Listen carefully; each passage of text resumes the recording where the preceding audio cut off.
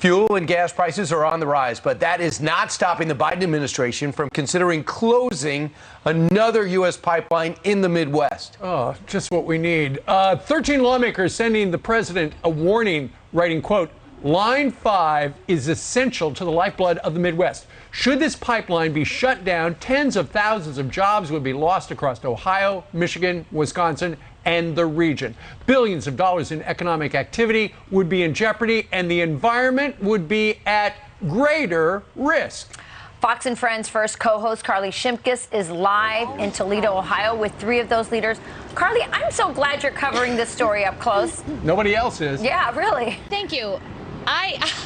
I am too. Leave it to Fox and Friends. That's why I love working for the show. And I am with three very important people. We have Congressman Bob Latta from the great state of Ohio, Congresswoman Lisa McClain from Michigan, and Congressman Tim Walberg, also from Michigan. So happy to have you both, all three of you with us. So, Congresswoman, the thing that I just can't wrap my head around is what would happen if this pipeline shuts down, because people need the propane to heat their homes, and is there any other way to get the propane to the people? I'm going to give you the mic because I feel like you're having suspicions. Well, if this is an environmental issue, we have no other alternative other than putting trucks on the road.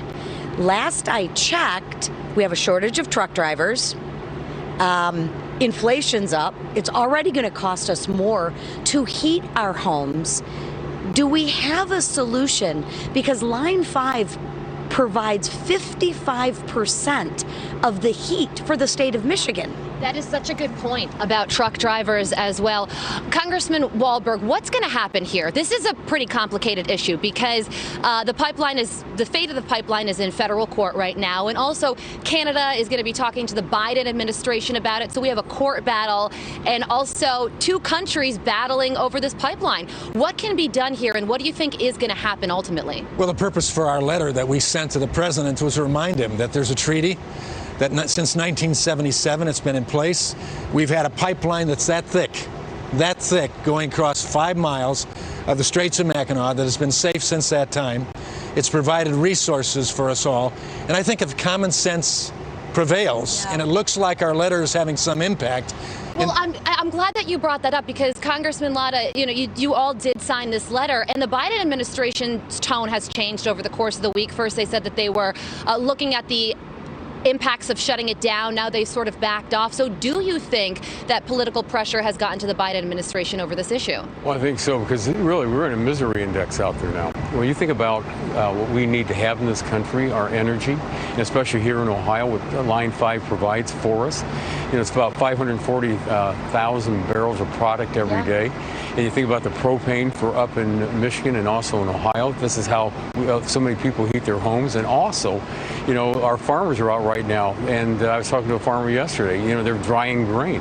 Prices are going up. Yep. And so it's hurting everyone. So everyone's getting hurt across the And that brings me to the midterm elections, Congresswoman. You all live in swing states, and money is on the minds of every single American right now. If this pipeline shuts down, what does that mean for the midterm elections and President Biden and Democrats? Well, I think the American people, and I can share with you, especially the people in Michigan, are waking up to the failed policies of this administration. It is time that we begin to put people first. And I think so many times when lawmakers make policy, they forget about the people in which the policies impact. And that is critical. So Line 5, how are we going to heat? What is our alternative? You're absolutely right. And I'm so glad you said that, because when I was covering the Keystone Pipeline, everybody that I spoke to who lost their job said that they feel like Washington wasn't listening to them. They feel like they're the forgotten people.